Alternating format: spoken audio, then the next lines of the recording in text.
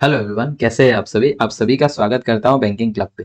तो दोस्तों, जो हम लोग का बैंकिंग फाउंडेशन कोर्स चल रहा है उसका आज क्लास 3 है, जिसमें हम लोग जो है परसेंटेज डिस्कस कर रहे थे और आज उसका थर्ड क्लास है। पहले हम लोगों ने फर्स्ट और सेकंड क्लास में परसेंटेज को बहुत डिटेल में पढ़ा है। अभी काफ़ी सारे टॉपिक्स हम लोगों ने परसेंटेज का पढ़ लिया है। अगर आपने उन वीडियोज़ को नहीं देखा है तो प्लीज़ देख लीजिएगा। और हम लोग एक नया सीरीज़ भी लॉन्च कर रहे हैं, जिसमें एक हम लोग का पहला क्लास हो गया है एथमेटिक सीरीज़ का, जिसमें हम लोग एथमेटिक के क्वेश्चंस प्रैक्टिस कर रहे हैं। तो हम लोग का एथमेटिक का टोटल दो अलग अलग सीरीज चल रहा है। एक है फाउंडेशन, जिसमें हम लोग जो है कंसेप्ट डिस्कस करेंगे, और एक है एथमेटिक सीरीज, जिसमें हम लोग सिर्फ एथमेटिक के जो क्वेश्चंस है, एग्जाम रेलेवेंट क्वेश्चंस, उनको डिस्कस करेंगे। तो इस बार हम लोग एथमेटिक में कोई कसर नहीं छोड़ेंगे। जो सबसे मुश्किल टॉपिक होता है मैक्सिमम स्टूडेंट के लिए, उसी टॉपिक को हम लोग इस बार सबसे ज्यादा टारगेट करेंगे, और यही टॉपिक को जो है हम लोग सबसे ज्यादा स्कोरिंग टॉपिक बनाएंगे। ठीक है, तो चलिए आगे चलते हैं। हम लोग परसेंटेज का आज क्लास 3 है। क्लास 3 में हम लोग डिस्कस करेंगे इनकम एंड एक्सपेंडिचर के ऊपर। जैसा कि क्लास 2 में मैंने कुछ थोड़ा सा इनकम एंड एक्सपेंडिचर के ऊपर थोड़ा सा हिंट आप लोगों को दिया था। ठीक है, तो इनकम एंड एक्सपेंडिचर के ऊपर थोड़ा सा हिंट मैंने आप लोगों को दिया था। अब यहाँ पे हम लोग डिटेल में उसका डिस्कशन करेंगे। सपोज मान लीजिए इनकम एंड एक्सपेंडिचर, हम लोग हमेशा एक चीज आप लोगों को याद रखना है। Income income is always percentage में 100% होगा। Income is always 100%। ठीक है, इनकम में से हम लोग कुछ अमाउंट जो है वो एक्सपेंडिचर होगा हम लोगों का, और कुछ अमाउंट जो है वो सेविंग्स होगा हम लोग का। ठीक है, अब जितना भी एक्सपेंडिचर होगा उसका जो रिमेनिंग होगा वो सेविंग्स होगा। जैसे कि मान लीजिए 62.5% हम लोग का एक्सपेंडिचर हो गया, तो सेविंग्स कितना हो जाएगा? 37.5%। ठीक है, 80% एक्सपेंडिचर हो गया तो सेविंग्स कितना होगा? 20%। ठीक है, सपोज से फॉर एग्जाम्पल हम लोग का 66 2/3% हम लोग का एक्सपेंडिचर हो गया, तो 33 1/3% जो है हम लोग का सेविंग्स होगा, इस तरीके से। ठीक है, तो अब यहाँ पे एक्सपेंडिचर और सेविंग्स में क्या एक है कि जब हम लोग इनकम एंड एक्सपेंडिचर को देखते हैं तो यहाँ पे सक्सेसिव केस अप्लाई नहीं होता है। कुछ केसेस में नहीं होता है, कुछ केसेस में होता है। कौन कौन से केसेस में नहीं होता है और कौन कौन से केसेस में सक्सेसिव केस अप्लाई होता है, वो हम लोग को सीखना है। ठीक है, इनकम देखिए, सपोज मान लीजिए एक आदमी है, एक पर्सन है, उसका टोटल इनकम है 100%। ठीक है, 100%। अब ये क्या करता है, इस 100% में अलग अलग काम में ये जो है अपना पैसा जो है खर्च करता है। खाने में खर्च करता है, फूड में। मान लीजिए फूड में वो खर्च करता है 5%। एंटरटेनमेंट में करता है 5%। फिर ट्रेवल में करता है, ट्रेवल में ट्रेवलिंग में खर्चा करता है वो 10%। बच्चों के ऊपर, on children children education, children बच्चों के एजुकेशन में उसका जाता है 10 20 30 20% जाता है। ठीक है, और अपना वाइफ को वो देता है 10%। ठीक है, ये हो गया उसका टोटल एक्सपेंडिचर। ये सब कुछ जो है ये सारा एक्सपेंडिचर है उसका। अभी टोटल एक्सपेंडिचर उसका कितना हो गया है? 5 10 10 10 20 20 20 और 10 50%। तो नेट एक्सपेंडिचर जो है उसका वो 50% हो गया। तो रिमेनिंग जो बचेगा वो सेविंग्स होगा, वो सेविंग्स भी उसका हो जाएगा 50%। ठीक है, यहाँ पे हम लोग का क्या होता है कि income equal expenditure plus savings. ठीक है, ये हो गया income equal expenditure plus savings. अब नेक्स्ट हम लोग एक नेक्स्ट कंसेप्ट पे चलते हैं। अगर हम लोगों को जो है सक्सेसिव केस अप्लाई करना है इनकम एंड एक्सपेंडिचर पे, तब क्या होगा? तब इसका क्राइटेरिया ये है कि जब भी हम लोगों को ये ऐसा बताया जाएगा, जब भी इनकम एंड एक्सपेंडिचर के क्वेश्चन में रिमेनिंग वाला वर्ड होगा, रिमेनिंग याद रखना है आपको, क्या रिमेनिंग। जैसा कि मान लीजिए एक पर्सन का इनकम ये था। ठीक है, उसने 10% जो है फूड पे खर्च किया, फूड एक्सपेंस। उसका बाद बोला गया है कि 20% ऑफ द रिमेनिंग। अब लास्ट वाला जो एग्जांपल मैंने दिया था इसमें देखिए, ये फूड में 5% खर्च कर रहा है, किसका? टोटल का। एंटरटेनमेंट में 5% खर्च कर रहा है किसका, टोटल का। ट्रेवलिंग में 10% खर्च कर रहा है किसका, टोटल का। और चिल्ड्रंस एजुकेशन में 20% खर्च कर रहा है किसका, टोटल का। वाइफ को दे रहा है कितना, 10% टोटल का, ठीक है। लेकिन इसमें क्या हो रहा है कि पहले उसने 100 में से 10% फूड में खर्चा कर लिया, अब जो बचा हुआ है उसका 20% है। ये 20% सिर्फ 20% लिखता तो मैं 100 का 20% होता, लेकिन 20% ऑफ द रिमेनिंग बोला है, तो मतलब पहले उसने क्या किया, 100 रुपया था उसका पास, 10% उसने फूड में जब खर्चा कर लिया, 100 रुपए का 10% चला गया तो उसके पास 90 रुपया बचा है। अब इस 90 रुपया का 20% वो खर्चा करेगा ऑन एंटरटेनमेंट, मान लीजिए, ठीक है। ये 0 से 0 0 0 9 टू द 18, 18 रुपया उसने जो है एंटरटेनमेंट में खर्चा किया। फिर 10% मान लीजिए उसने एडुकेशन में खर्चा किया, 10% ऑफ रिमेनिंग, ठीक है, EDUC एडुकेशन में खर्चा किया, ठीक है। अब यहां तक कितना था उसका, 90 था। अब 90 में इसने यहाँ पे 90 का 20% 18 खर्च कर दिया, तो 18 90 में और 18 खर्च कर दिया तो 72 बचा। अब ये जो 72 बचा है इसका ये 10% खर्च करेगा एडुकेशन में, तो 72 इंटू 10%, 7.2। तो मतलब अभी कितना बचा हुआ था, यहां तक 72 बचा हुआ था, 72 में से उसने 7.2 एडुकेशन में खर्चा कर दिया, तो 4.8 आ गया। ये हो गया उसका रिमेनिंग सेविंग्स। तो उसका एक्सपेंडिचर कितना हो जाएगा, एक्सपेंडिचर हो जाएगा उसका 35.2, 35.2, ठीक है। एक और एग्जांपल से हम लोग समझने की कोशिश करते हैं। A person spends 10% of his income on food, 10% of the remaining on clothes, 20% of the remaining on 20% of the remaining on education, ठीक है। ये हो गया। अब किस तरीके से निकालना है, पहले 10% उसने खर्च किया ऑन फूड, 10% खर्च किया, मान लिया हम लोगों ने उसका इनकम 100%, 100% था, उसमें उसने 10% खर्च कर दिया, मतलब अभी रिमेनिंग -10% हो गया, तो मतलब 90% बचा हुआ है, 90%। अब इस 90% में फिर से वो 10% खर्च करेगा। अब 10% किसका, 90% का, तो 9 खर्च किया उसने। ये तो आपको निकालना आता ही होगा कि 90 का 10%, 0 0 और ये 9 रुपीज खर्च किया, तो 9 रुपीज खर्च किया 90 का, तो मतलब इसमें ब्रैकेट में ये कितना हो जाएगा, -10 हो गया, इसमें -9 हो गया, तो ये 81 बचा है, 81% बचा है। अब 81% में फिर कितना करना है, 20% of the remaining on education, यहाँ पे -20% करेगा, तो 20%, 81 का 20% निकाले, 81 इंटू वन, 20% मतलब 20/100 मतलब 1/5, 5 से इसको कैंसिल कीजिए, 5 1 5 30, 5 6 30, 10, 5 2 10, तो -16.2 करना है। 81 में से 16 गया, 71, 71 और 65, 65, 64.8, 64.8 आ गया, ठीक है। तो एक चीज आप यहाँ पे नोटिस कर पा रहे हो कि पहले 100 था, फिर 90 हुआ, 10% कम हो गया, जब 90 हुआ जो नया प्राइस आया उसमें फिर 10% लगा, फिर 81 हुआ, फिर उसमें जो 81 हुआ उसमें 20% लग के ये हुआ। तो यही तो सक्सेसिव केस है ना। सक्सेसिव केस हम लोग जब पढ़ रहे थे तो क्या पढ़ रहे थे कि किसी एक नंबर पे 10% इंक्रीज हुआ या डिक्रीज हुआ, जो नया नंबर आया उस पर 10% या 20% इंक्रीज हुआ या डिक्रीज हुआ, फिर जो नया नंबर आया उस पर 10% इंक्रीज हुआ या डिक्रीज हुआ, ठीक है। जो नया नया नंबर आता रहता है हम लोग का, इंक्रीज या डिक्रीज हो गया, उस पे हम लोग को करना है, तो वही तो सक्सेसिव केस है। तो इसमें हम लोग इजीली सक्सेसिव केस अप्लाई कर सकते हैं। कैसे अप्लाई कर सकते हैं, ये 10% है, ये 10% है और ये 20% है, तो 10% उसने खर्चा कर लिया, तो 1/10, 10% मतलब 1/10, 1/10 और 1/5, तो 10 रुपया मतलब उसका टोटल इनकम था, उसमें से उसने 1 रुपया खर्चा कर दिया, तो बचा कितना, 9 रुपया बचा। इसमें भी वैसे 10% उसने खर्चा किया था, सेकेंड वाला में भी 10% उसने खर्चा किया था, बचा कितना, 9 रुपया। अब यहाँ पे 20% खर्चा किया, मतलब 5 रुपया अगर उसका इनकम था, उसने 1 रुपया खर्चा किया, मतलब 4 रुपया बचा।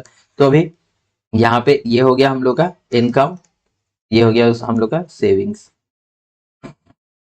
तो इनकम कितना हो जाएगा, 100 इंटू 500, और यहाँ पे हो गया 9 9 81, 4 1 4, 8 4 32, 324 आ गया। तो मतलब टोटल अगर इनकम उसका 500 है तो उसका सेविंग्स कितना है, 324। ठीक है, तो उसका 324 सेविंग्स है। तो एक्सपेंडिचर कितना हो गया, 176 हो गया। अब देखिए 500 इनकम में 176, इनकम अगर 500 है तो 176 उसका एक्सपेंडिचर आया।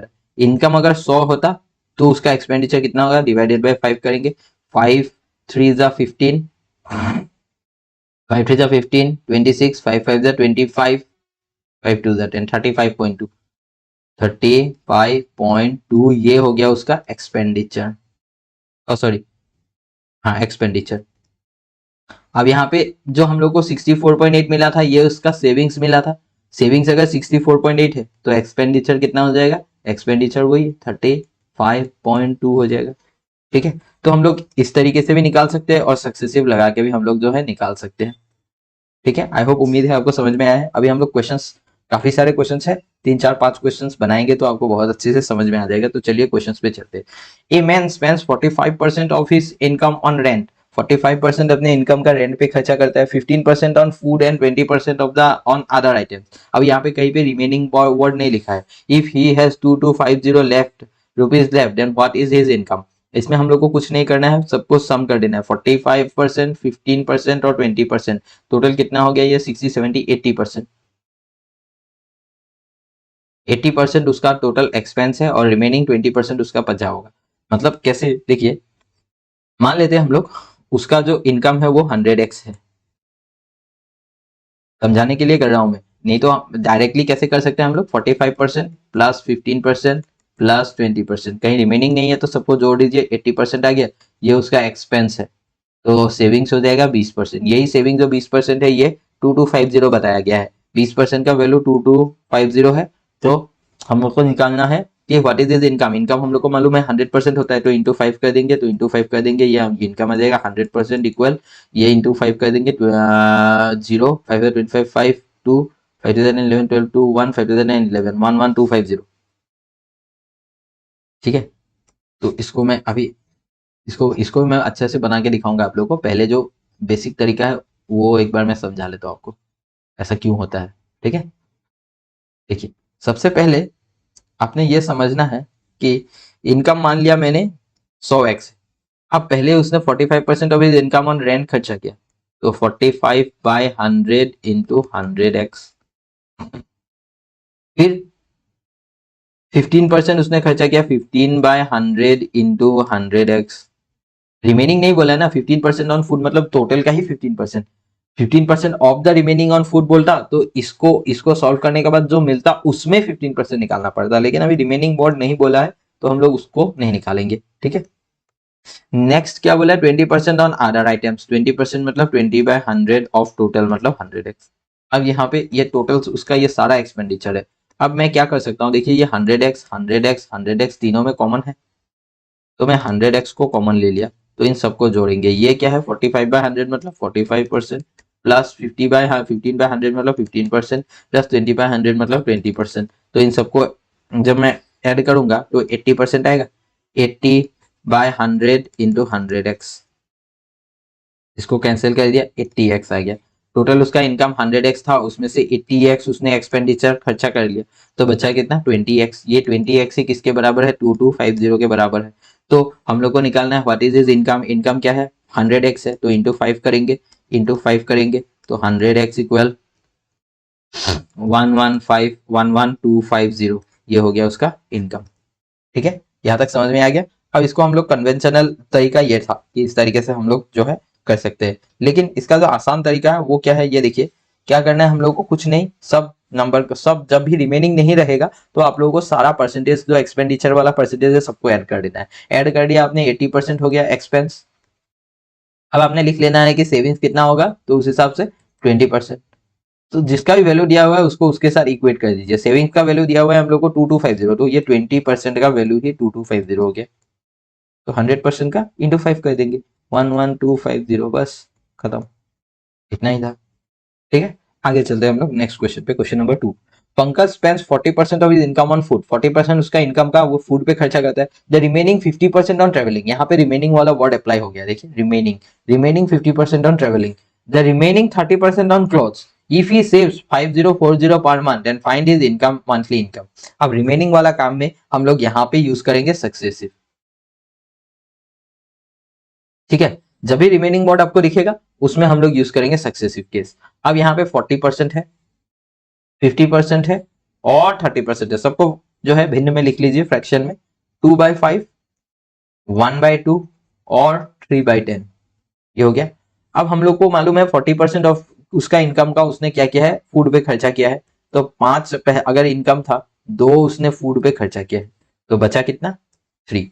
यहाँ पे इनकम आता है और यहाँ पे हमेशा सेविंग्स लिखना है आपको। नेक्स्ट 50% ऑन ट्रेवलिंग, मतलब अगर 2 रुपया उसका इनकम था तो उसने 1 रुपया जो है ट्रेवलिंग में खर्चा किया।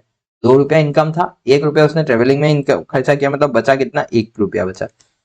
नेक्स्ट 30% ऑन क्लोथ्स, मतलब 10 रुपया अगर उसका इनकम था, उसने 3 रुपया क्लोथ्स में खर्चा किया, तो बचा कितना, 7। अब हम लोग क्या है, सक्सेसिव केस में तो आप लोग को मालूम ही है, मल्टीप्लाई करते हैं हम लोग, 5 टू 10, 10 10 100, 100 हो गया, और ये हो गया 7 3 21। तो मतलब 100 रुपया अगर उसका इनकम है तो उसका बचत कितना है, सेविंग्स कितना है, ये उसका हो गया इनकम और ये उसका हो गया सेविंग्स। ठीक है, if he saves 5040 per month, ठीक है, 5040 पर मंथ, तो 21 का वैल्यू आ गया हम लोग का 5040, ये हम लोग का सेविंग्स आया 21, और बोला है कि सेविंग्स क्वेश्चन में 5040 है, तो इसको कैंसिल करते हैं हम लोग। 21 टू जा 42, 84, तो 21 4 जार, और ये एक रेशियो हम लोग का आ गया 240। Then find is monthly income, monthly income निकालना है हम लोग को 100 रेशियो। ठीक है, एक रेशियो का 240 आ गया, तो 24000, 24,000 आ जाएगा। आंसर ऑप्शन नंबर बी पे है। ठीक है, आई होप आपको समझ में आया है ये क्वेश्चन। एक हम लोगों ने बनाया जिसमें रिमेनिंग नहीं है, वो तो बहुत ही आसान है, और रिमेनिंग वाला में हम लोग को क्या करना है, जैसे पहले हम लोग सक्सेसिव केस अप्लाई करते थे वैसे ही सक्सेसिव केस अप्लाई करना है हम लोग को। अब ये थर्ड क्वेश्चन में आते हैं हम लोग। A person spends 20% of his income on food, 30% on traveling, and 1/3 of the remaining on rent. If he saves 4580, find his monthly income. अब यहाँ पे जो है, अभी तक जो कंसेप्ट हम लोगों ने सीखा है या उस कंसेप्ट तक यहाँ पे मैक्सिमम स्टूडेंट्स गलती करेंगे। क्या गलती करेंगे, ये मैं आपको पहले बता देता हूँ। A person spends 20% of his income on food, बहुत बढ़िया है, 20% of his income on food. फिर बोला है 30% ऑन ट्रेवलिंग, ये जो 30% है, क्या इसमें रिमेनिंग कहीं है, इन दोनों स्पेंडिंग्स में, इन दोनों एक्सपेंडिचर में कहीं में बीच में रिमेनिंग है, नहीं है, तो ये दोनों आपस में ऐड हो जाएगा। जब रिमेनिंग नहीं होता है तो हम लोग क्या करा था, पहला क्वेश्चन में हम लोगों ने सारा जो एक्सपेंडिचर है उनको ऐड कर दिया था, और जो जब रिमेनिंग होता है उसमें हम लोग सक्सेसिव लगाते हैं। तो पहले हम लोग इन दोनों इनकम को ऐड करेंगे, क्यों, क्योंकि ये 20% of his income on food, मतलब इनकम उसका अगर 100 है तो 20% मतलब 20% ऑफ 100। ठीक है, और 30% ऑन ट्रेवलिंग, मतलब ये रिमेनिंग का तो नहीं बोले, मतलब टोटल का ही है, तो फिर से 100 30%, मतलब 3/30/100, तो 100 दोनों में कॉमन हो गया, तो 100 कॉमन ले लूंगा मैं, तो ये 20% प्लस 30%, मतलब 50% ऑफ द इनकम, ये दोनों को मुझे ऐड कर देना है। ठीक है, लेकिन लास्ट वाला पार्ट को मैं ऐड नहीं करूंगा, क्यों नहीं करूंगा, देखिए, क्योंकि लास्ट वाला जो एक्सपेंडिचर हम लोग को दिया हुआ है उसमें हम लोग को बोला गया है तो 1/3 ऑफ द रिमेनिंग, ये दोनों मिला के हम लोग का 50% हो गया, और ये 1/3 मतलब 33.33%, कोई फर्क नहीं पड़ता है, 1/3 ही लिखे। ये कितना हो गया, 1/2, और ये 1/3। अब हम लोग लगाएंगे सक्सेसिव, इन दोनों पे नहीं लगाएंगे, मतलब ये जो 20% वाला है और ये 30% वाला है, इन दोनों पे हम लोग सक्सेसिव नहीं लगाएंगे, क्योंकि यहाँ पे रिमेनिंग नहीं है, ये दोनों ऐड हो जाएगा, और ये दोनों ऐड होके जो टोटल आएगा 50%, और ये जो 33.33% है, इन दोनों पे लगेगा सक्सेसिव, क्योंकि ये दोनों रिमेनिंग वाला है, ये remaining of the 1/3 of the remaining. अब 1/2 और 1/3 है, तो दो में से एक खर्चा किया तो बचा एक इनकम, और यहाँ पे याद रखिए हमेशा आपको सेविंग्स ही लिखना है। ठीक है, 3 में से एक गया, 3 1/3 ऑफ द रिमेनिंग, 3 में से एक गया तो बचा कितना, 2 बचा, तो इनकम कितना, 3 2 6, सेविंग्स कितना, 2 1 2, 6 रुपया अगर इनकम करता है तो 2 रुपया उसका बचत होता है। ठीक है, अब हम लोग को बोला है कि he saves 4580, then find his monthly income. Save कितना कर रहा है, 2 रुपया, वही है 4580 के बराबर। कैंसिल करेंगे, 3 1 जा 2 2 2 जा 4, 2 2 जा 4, 2 9 जा 18, 0। अब हम लोग को निकालना है मंथली इनकम, 6 इंटू 6 कर दीजिए, 0 9 6 जा 54, 4 यहाँ 5 आ गया, 0 और 4 एक ही ऑप्शन पे है। देखिए यूनिट डिजिट से भी हम लोग जल्दी से आंसर निकाल सकते हैं। 6 6 9 6 54 का 4 यहाँ पे आ गया, 0 और 4, 0 और 4 मुझे यही ऑप्शन दिखा तो इसमें।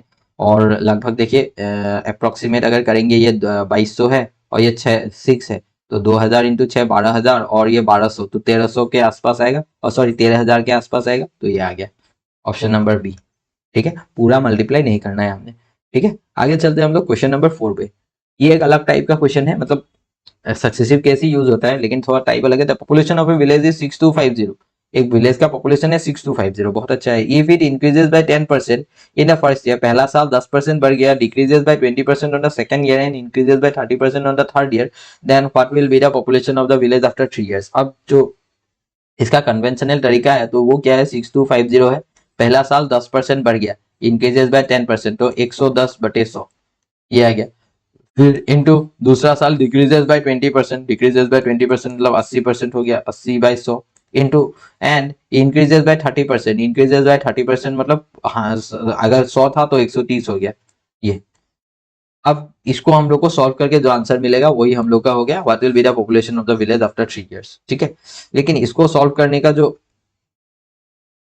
मतलब कैलकुलेशन है वो काफी मुश्किल है। ठीक है, तो यहाँ पे हम लोग क्या करेंगे, सक्सेसिव केस अप्लाई करेंगे। कैसे अप्लाई करेंगे, ये हो गया हम लोग का बेसिक तरीका। ठीक है, टोटल इतना था, पहले 10% इंक्रीज हो गया, फिर 20% कम हो गया, फिर 30% इंक्रीज हो गया। लेकिन सक्सेसिव केस जब हम लोग अप्लाई करेंगे तो हम लोगों का काम तो है बहुत आसान हो जाएगा। तो चलिए कैसे अप्लाई होता है देखते हैं। पहले 10% इंक्रीज हो गया मतलब 1/10, ये इंक्रीज हुआ है तो मैं एरो ऊपर लिख रहा हूँ। डिक्रीज बाय 20% मतलब 1/5, ये नीचे एरो दे रहा हूँ मतलब डिक्रीज हुआ है। एंड इंक्रीज बाय 30% मतलब 3/10, 3/10 इंक्रीज हुआ है तो मैं एरो ऊपर लगा रहा हूँ। तो पहले तो 10 से एक इंक्रीज हो गया है, पहले 10 था, ये ओरिजिनल है 10 था, एक इंक्रीज हो गया कितना हो गया है, 11 हो गया है। नेक्स्ट 5, पहले 5 था तो एक कम हो गया 4 हो गया है, 5 इससे 4 हो गया है। नेक्स्ट 10 था, 3 इंक्रीज होके 13 हो गया है। अब आपने इन सबको देखना है कि कहीं कोई कट रहा है, तो ये 4 से कटेगा, ये 5 टाइम्स और ये 5 टाइम्स, मतलब यहाँ पे 2 इंटू 2 है ना, तो एक 2 से इस 10 को काटा, एक 2 से उस 10 को काटा। ठीक है, और कुछ कट रहा है, नहीं कट रहा है, क्योंकि 555, ये 555 125 हो गया, और ये 11 इंटू 13 हो गया, 12 स्क्वायर 144, 144 माइनस 1 143 आ जाएगा। ठीक है, जब भी ऐसे मतलब नंबर्स दिखते हैं जैसे कि 11 इंटू 13, मतलब दो नंबर को मल्टीप्लाई करना है और बीच में मतलब एक का गैप है, एक्चुअल नंबर सीरीज में एक का गैप है, जैसे कि 7 इंटू 9, तो जो बीच वाला नंबर है मिसिंग है ना, 7 और 9 का बीच में कौन मिसिंग है, 8 मिसिंग है, तो 8 का स्क्वायर कीजिए और उसमें से एक घटा दीजिए, 64 माइनस 1 63, 9 7 जा 63 होता है। वैसे ही 11 इंटू 13 को मल्टीप्लाई करने के लिए बीच में कौन मिसिंग है, 12 मिसिंग है, 12 का स्क्वायर कीजिए उसमें माइनस 1 कर दीजिए, 12 का स्क्वायर 144 होता है, माइनस 1 143 आएगा। वैसे ही 16 इंटू 18, तो 17 का स्क्वायर आपने करना है 289 माइनस 1 288 आ जाएगा। ठीक है, तो अभी आगे चलते हैं हम लोग। नेक्स्ट अभी क्या मिला हम लोग को, एक सेकंड, थर्ड ईयर। ठीक है, अब पॉपुलेशन पहले इतना था, ओरिजिनल इनिशियल पॉपुलेशन। अब नया 3 साल बाद पॉपुलेशन ये हो गया है न्यू। हम लोग को क्वेश्चन में बोला था population of a village is इतना 6250, 6250, वही हम लोग को जो है इनिशियल पॉपुलेशन रेशियो में क्या मिल रहा है, 125।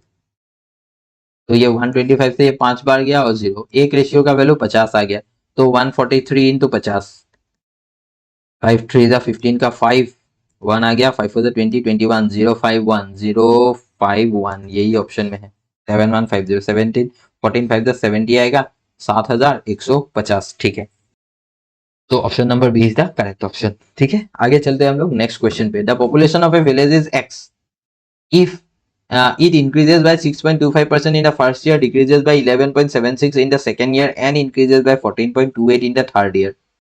Find the value of x if the population of the village after 3 years will be 48,000। ठीक है, तो सबसे पहले तो ये 6.25 जो है इसका वैल्यू क्या आ जाएगा हम लोग का 1/16। हाँ, ये होगा 11.76 होगा। देखिए 1/17 का होता है 5.88, इसको डबल कीजिए।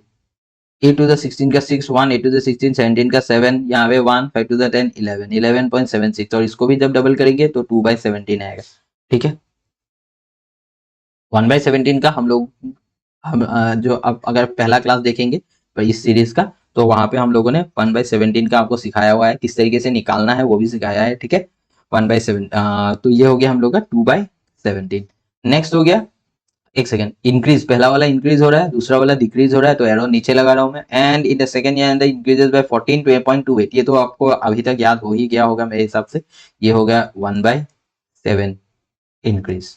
ठीक है, अब सक्सेसिव केस लगाना है। पहले 16 था, एक बढ़ गया तो 17 हो गया। नेक्स्ट 17 से 2 कम हो गया, 17 से 2 कम हो गए 15 हो गया।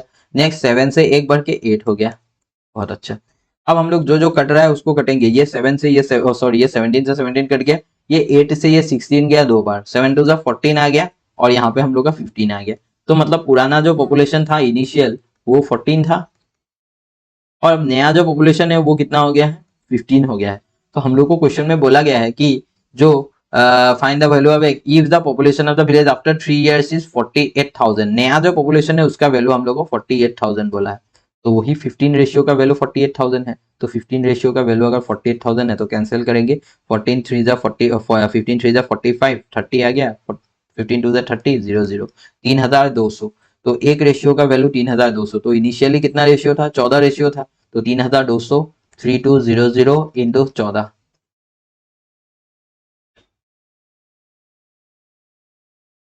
4480। ये हो गया हम लोग का आंसर 4480। ठीक है, तो आगे चलते हैं हम लोग नेक्स्ट। अच्छा, तो यहाँ पे ये लास्ट क्वेश्चन था। अब नेक्स्ट जो कंसेप्ट है वो पास एंड फेल वाला कंसेप्ट है। तो इसी क्लास में हम लोग इस पास और फेल वाला कंसेप्ट को भी क्लियर करेंगे।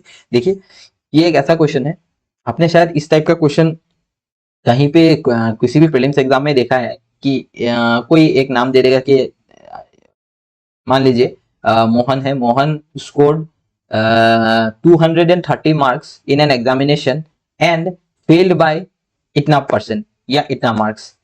सिमिलरली और एक और पर्सन दे देगा, he scored 280 marks and passed by just 10%, ऐसे दे देगा। और find the minimum qualifying marks, या तो find the total marks in the examination. इस टाइप का क्वेश्चन एग्जाम में, प्रीलिम्स एग्जाम में काफी बार पूछा गया है, क्लरिकल लेवल में पूछा जाता है। ठीक है, तो इस कंसेप्ट को हम लोग सीखते हैं कि ये पास और फेल वाला कंसेप्ट क्या है। मान लीजिए यहाँ पे एक गांव है, एक विलेज है, 2 स्टूडेंट है। ये एक स्टूडेंट है और ये एक अलग स्टूडेंट है। ठीक है, इसका क्या हुआ आज एग्जाम का रिजल्ट आया है और इसका इसका जो है, इसने 30% मार्क्स स्कोर किया है। ठीक है, 30% मार्क्स स्कोर किया है, और ये यहाँ पे घर पे आया है, इसका यहाँ पे घर आया है, और अपने पिताजी को बोला कि मुझे 30% मार्क्स मिला है। ठीक है, मुझे 30% मार्क्स मिला है, लेकिन मैं सिर्फ और सिर्फ 20 मार्क्स से फेल हो गया हूं। सिर्फ और सिर्फ कितना मार्क्स से फेल हो गया हूं, 20 मार्क्स से फेल हो गया हूं। तो पिताजी ने बोला अच्छा सिर्फ 20 मार्क्स से ही फेल हो गए, कोई बात नहीं, चलो। तो मतलब इसको 30% मार्क्स मिला, 20 मार्क और मिल जाता तो ये क्या हो जाता, पास हो जाता। तो ये था minimum passing mark.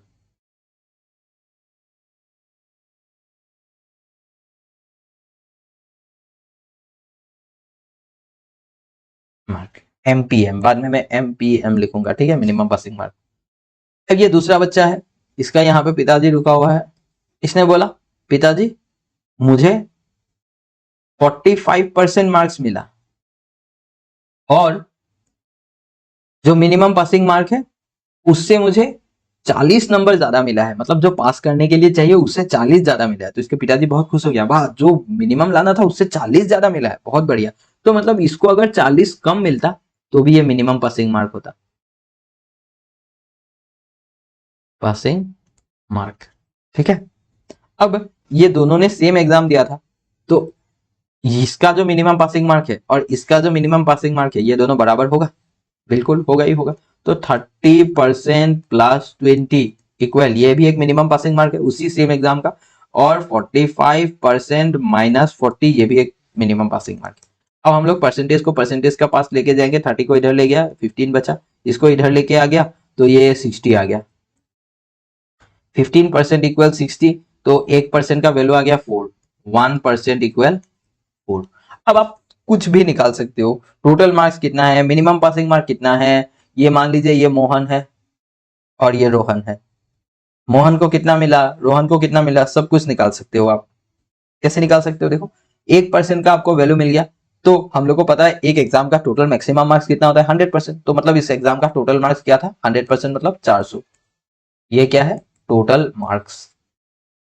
Minimum passing mark क्या है, मिनिमम पासिंग मार्क इससे भी निकाल सकते हो इससे भी निकाल सकते हो, क्योंकि ये और ये दोनों 30% प्लस 20 भी मिनिमम पासिंग मार्क है, 45% माइनस 40 भी मिनिमम पासिंग मार्क है, तो इसी से निकाल लेते हैं। 30% मतलब कितना हो जाएगा, 1% का वैल्यू अगर 4 है तो 30% का 120 हो जाएगा, 120 प्लस और 20 लाता, ये मतलब इसने 120 लाया है, ठीक है, और 20 लेके आता तो मिनिमम पासिंग मार्क मिल जाता उसको 140, तो इसने मतलब मोहन ने कितना लाया है 120 लाया है। 45% कितना है 40, मतलब ये देखिए अभी मिनिमम पासिंग मार्क हम लोग को मालूम हो गया कि 140 है, ठीक है 140 है। अब ये 100 जो रोहन है, रोहन क्या किया था, रोहन ने 140 जो मिनिमम पासिंग मार्क है उससे 40 नंबर ज्यादा लाया था, तो मतलब उसने और 40 लाया था 180 लाया था, तो रोहन का टोटल मार्क कितना आ गया 180, तो सब कुछ निकल गया। देखिए मिनिमम पासिंग क्वालिफाइंग मार्क क्या है 140, मोहन को कितना मिला 120, तो 20 मार्क से वो रह गया। मिनिमम पासिंग मार्क 140 है, इसको कितना मिला, इसको मिला 180, मतलब 40 मार्क ज्यादा लाया है इसने, 40 मार्क इसलिए घटाया था, ठीक है। ये कंसेप्ट आई होप आपको समझ में आया है। एक और हम लोग लेते हैं मतलब एग्जाम्पल, तब आपको और जो है क्लियर हो जाएगा। मान लीजिए एक स्टूडेंट है, उसने एक एग्जाम है, ये एक स्टूडेंट है, उसका एग्जाम का आज रिजल्ट आया है, उसने एग्जाम में स्कोर किया है 35% मार्क्स और वो फेल हो गया है। अगर एक काम करते हैं हम लोग 40% 5%,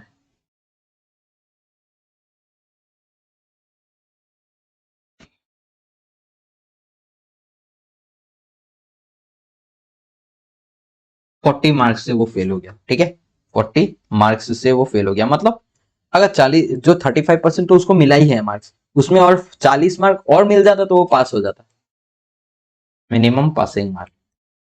एक और बच्चा है जिसने स्कोर किया है 60%, ठीक है 60%।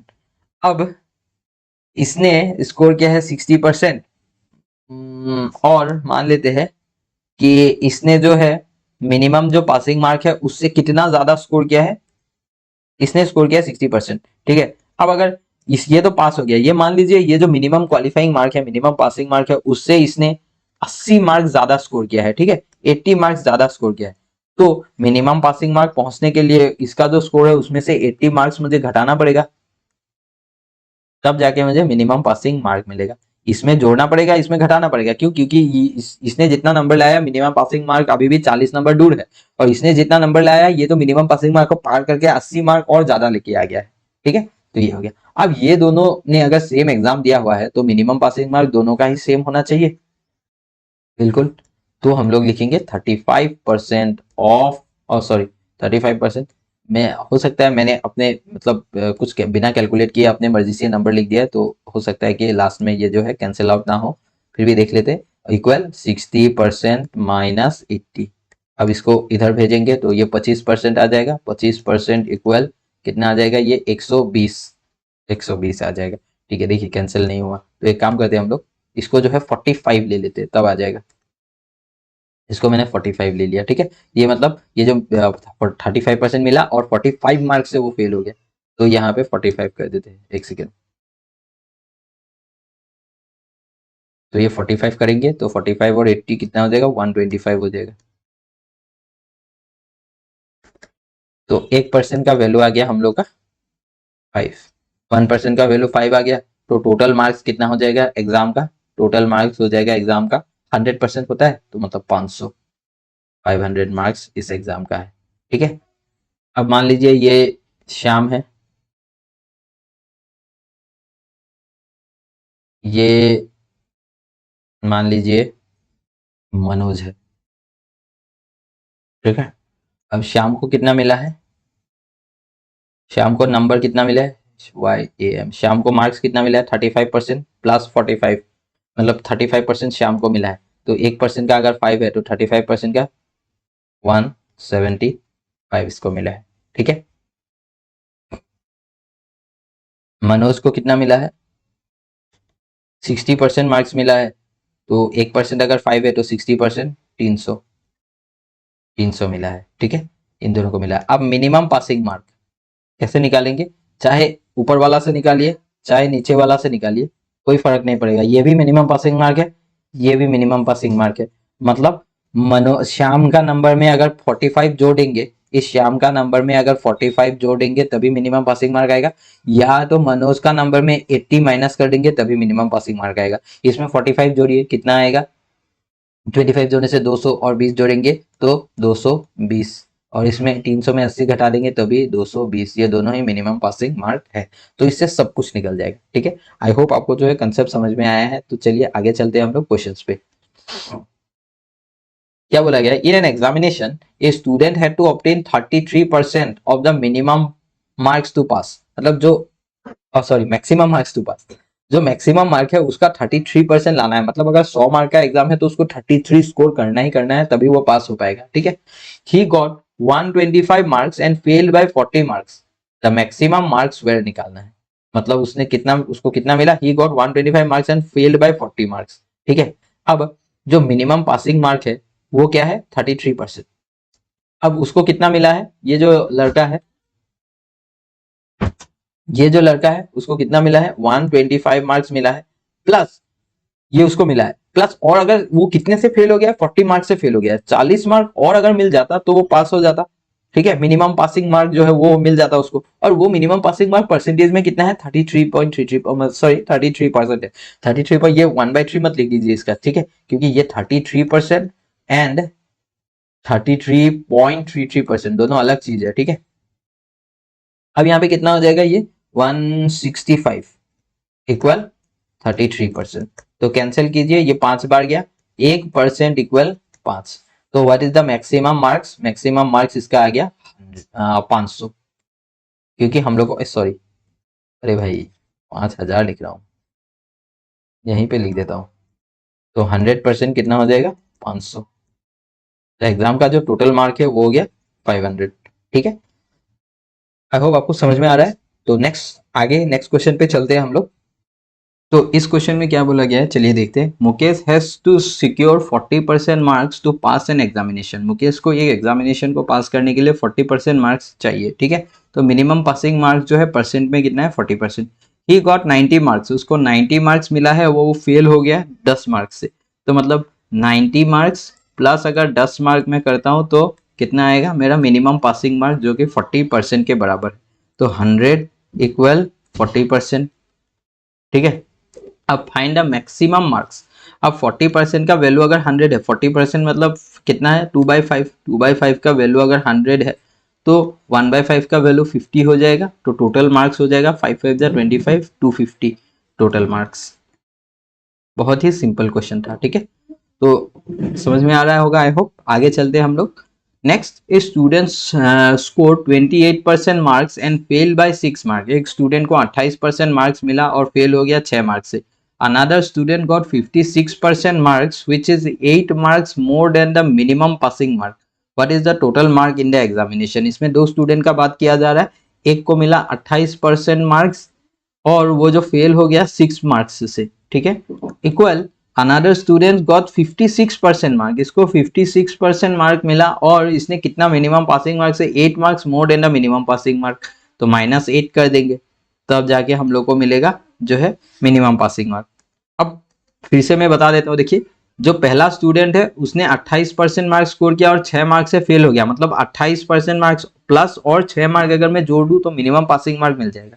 और दूसरा जो स्टूडेंट है उसने 56% मार्क्स स्कोर किया और 8 मार्क मिनिमम पासिंग मार्क से ज्यादा लेके आया, ठीक है। तो मैं उसका जो 56% है उसमें 8 मार्क अगर घटा दूं तो उसमें मुझे मिनिमम पासिंग मार्क मिल जाएगा, ठीक है। अब परसेंटेज को परसेंटेज के साथ ले जाइए, 56 28 28% ही आएगा। और इक्वल 14। तो 1%, 28% अगर 14 है, 1% 0.5 आ गया। तो हम लोग का टोटल मार्क्स कितना आ जाएगा? टोटल मार्क्स इक्वल 1% अगर 50 है तो 100% मतलब 50 मार्क्स। तो एग्जाम कितने मार्क्स का है? Total marks in the examination is 50।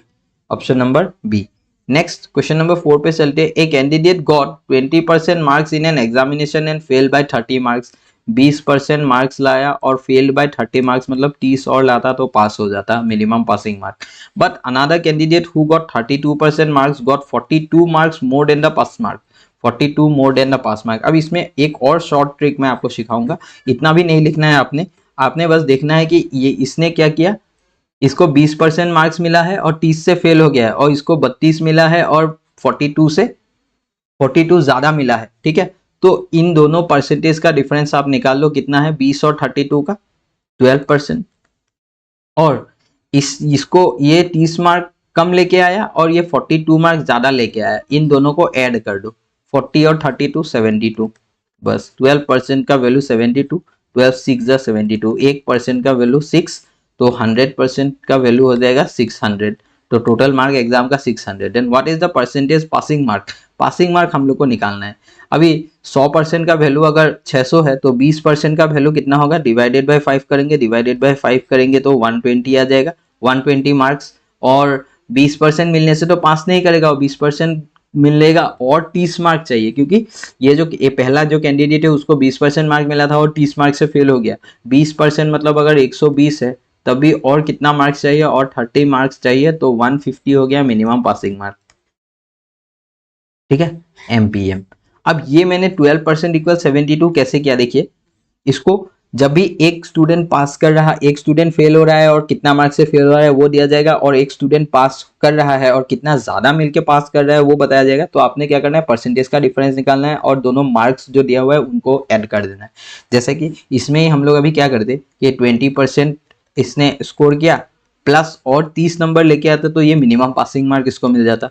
Next दूसरा वाला ने 32% स्कोर किया, और अगर 42 मार्क्स उसको कम मिलता तो वो भी मिनिमम पासिंग मार्क में आ जाता। अब देखिए, इस परसेंटेज को घटाएंगे तो ये 12% होगा, और ये जब इधर चला जाएगा 42 तो ये दोनों ऐड हो जाएगा, ऐड। ठीक है, ऐड होके 72 आ जाएगा। तो मैंने इसको डायरेक्टली किया, इस इक्वेशन को लिखने का बजाय मैंने डायरेक्टली इसको इन दोनों परसेंटेज को यहीं पे घटा दिया, इन दोनों का डिफरेंस निकाला 12% और इन दोनों का सम किया 72। ठीक है, तो डायरेक्टली हम लोग आंसर निकाल सकते हैं। ठीक है, आगे चलते हैं। नेक्स्ट कॉन्सेप्ट है हम लोग का जूनियर सेटिस्फैक्टरी मेथड। इस मेथड को हम लोग नेक्स्ट क्लास में पढ़ेंगे। ये एक मैं थोड़ा बहुत बता देता हूँ, जूनियर सेटिस्फैक्टरी मेथड एक बहुत ही शानदार मेथड है। मतलब ऐसा टाइप का क्वेश्चंस में यूज होता है जहाँ पे हम लोग जो है एलिगेशन, मतलब एलिगेशन जहाँ हम यूज करते हैं वहाँ पे जूनियर सेटिस्फैक्टरी मेथड भी यूज होता है।